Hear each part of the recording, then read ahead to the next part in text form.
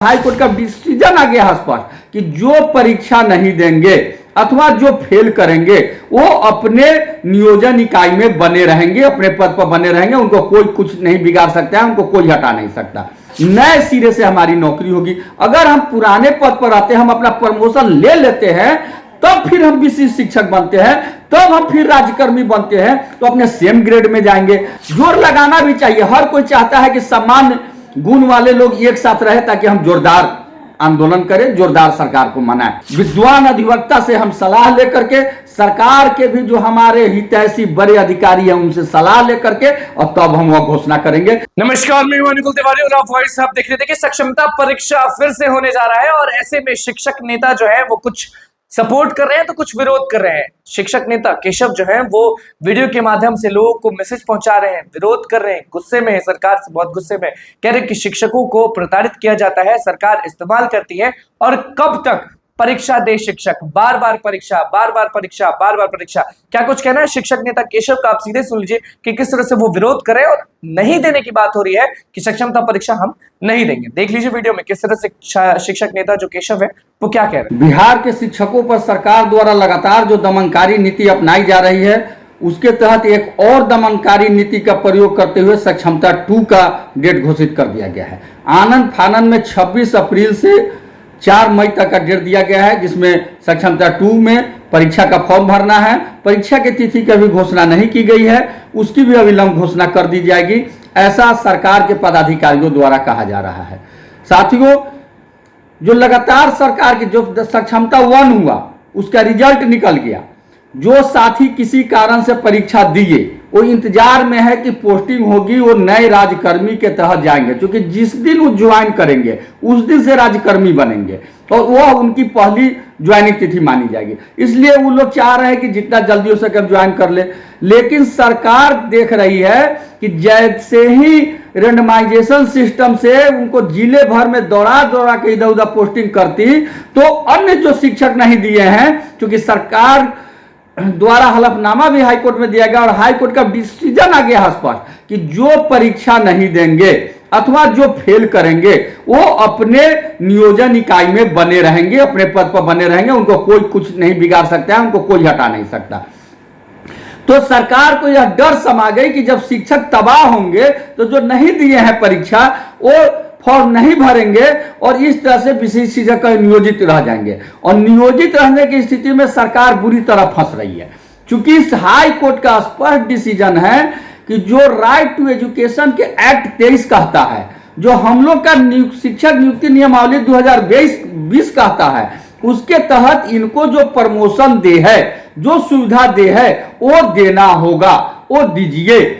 और जब हम लोग 2007, 9, 8, 10, 9, 11, 12, 14, 15, 17 में जितने लोग प्रशिक्षण किए हैं सबका प्रशिक्षण का 8 साल पूरा हो गया है। इसलिए अब सरकार को पहले स्नातक ग्रेड और प्रधान शिक्षक ग्रेड में प्रमोशन देना होगा, तब जाना होगा। जैसे ही हम विशिष्ट शिक्षक बन करके नए विद्यालय में योगदान करेंगे, वो हमारा पहला योगदान तिथि हो जाएगा, तो उस दिन से 8 साल के बाद प्रमोशन की बात होगी। वह भी हमारा अधिकार नहीं होगा, सरकार अपने रीति के अनुसार देगी, यानी प्रमोशन की प्रक्रिया समाप्त। जैसे ही हम भी शिक्षक बनेंगे, हमारा पुराना जो भी आज तक का 20 साल का काम है वो समाप्त हो जाएगा, नए सिरे से हमारी नौकरी होगी। अगर हम पुराने पद पर आते हैं, हम अपना प्रमोशन ले लेते हैं, तब फिर हम विशिष्ट शिक्षक बनते हैं, तब हम फिर राज्यकर्मी बनते हैं, तो अपने सेम ग्रेड में जाएंगे, सेम ग्रेड पे में जाएंगे, तो हमें ज्यादा लाभ होगा। यह बात सरकार भी समझ रही है, सरकार भी जान रही है। इसीलिए सरकार चाहती है कि पुराने को ध्वस्त करके और नए में इन लोगों को भेज दिया जाए, पुनः इन लोग नए सिरे से। हमारे कुछ साथी जो विशिष्ट शिक्षक बन गए हैं, जो पहले से विद्यालय अध्यापक बन गए हैं, वो पूरा जोर लगाए हुए हैं कि सभी लोग आ जाए। जोर लगाना भी चाहिए। हर कोई चाहता है कि समान गुण वाले लोग एक साथ रहे ताकि हम जोरदार आंदोलन करें, जोरदार सरकार को मनाएं। बहुत सारे साथी परसों से ही लगातार फोन पर संपर्क कर रहे हैं कि सर अब क्या किया जाए, अब क्या किया जाए, इस बार फॉर्म भरे कि नहीं। मैं बिहार के सभी शिक्षक संगठनों के प्रखंड इकाई से करबद्ध आग्रह करता हूं कि आप आज से कल तक सर्वे कर ले कि शिक्षक क्या चाहते हैं, और जिला इकाई से भी आग्रह करते हैं कि आप अपने प्रखंड इकाई से आज से कल तक सर्वे कराकर खुद सर्वे करके समझ लीजिए कि शिक्षक क्या चाहते हैं। और कल रात तक निश्चित रूप से मेरे पर्सनल व्हाट्सएप पर आप अपना ओपिनियन जरूर हमको भेजिए मेरे पर्सनल व्हाट्सएप पर, ताकि हम सभी लोगों की राय को जान के, पढ़ के, समझ के और अगली रणनीति की घोषणा कर सके, आगे बना सके। क्योंकि हम जानते हैं परीक्षा देंगे तो भी कुछ लोग विरोध करेंगे, नहीं देंगे तो भी कुछ लोग विरोध करेंगे, कुछ लोग समर्थन करेंगे। ये मानव का नियम है, आप कुछ भी कीजिए, कुछ समर्थक कुछ विरोधी होते ही रहेंगे।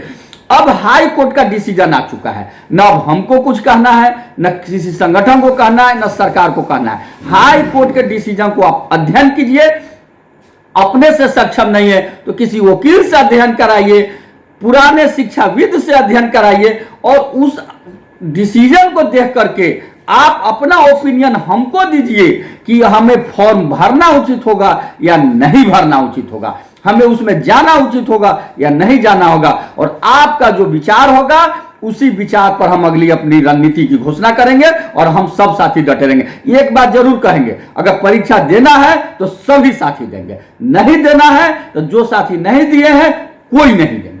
सबको एकजुटता बना के रखिए, तभी आगे सरकार हमारी बात मानेगी। और सरकार के बहकावे में और झांसे में नहीं आइए।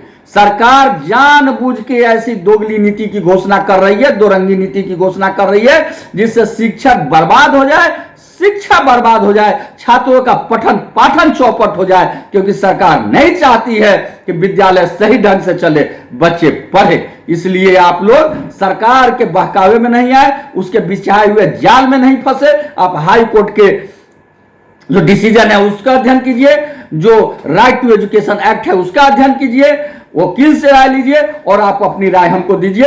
हम बहुत जल्द रविवार के शाम तक या सोमवार को हम अगली रणनीति की घोषणा करेंगे कि हमें क्या करना है। और वह रणनीति अब तमाम साथियों के विचार से हाई कोर्ट और सुप्रीम कोर्ट के विद्वान अधिवक्ता से हम सलाह लेकर के, सरकार के भी जो हमारे हितैषी बड़े अधिकारी हैं उनसे सलाह लेकर के, और तब हम वह घोषणा करेंगे और बहुत जल्द वह घोषणा होगी। आप तब तक अपनी एकता बनाए रखिए, चट्टानी एकता पका के सरकार के सामने न हम रुकेंगे, न झुकेंगे, न टूटेंगे। इनकलाब जिंदाबाद, शिक्षक एकता जिंदाबाद। आपका केशव कुमार, प्रदेश अध्यक्ष शिक्षक संघ बिहार। तो आपने सुन लिया और देख लिया कि शिक्षक नेता जो हैं वो विरोध कर रहे हैं। कुछ शिक्षक नेता सपोर्ट भी करते हैं सक्षमता परीक्षा को, तो कुछ विरोध भी करते हैं। पिछली बार सक्षमता परीक्षा में कितने शिक्षक बैठे थे वो आपको मालूम होगा। हम लगातार सक्षमता परीक्षा का जो परीक्षा केंद्र है वहां हम जाते भी थे और अपडेट भी देते थे कि जितने भी शिक्षक जो नियोजित शिक्षक हैं वो बैठते हैं परीक्षा में, तो उनका सही गया, कैसा गया, पास होंगे, फेल होंगे।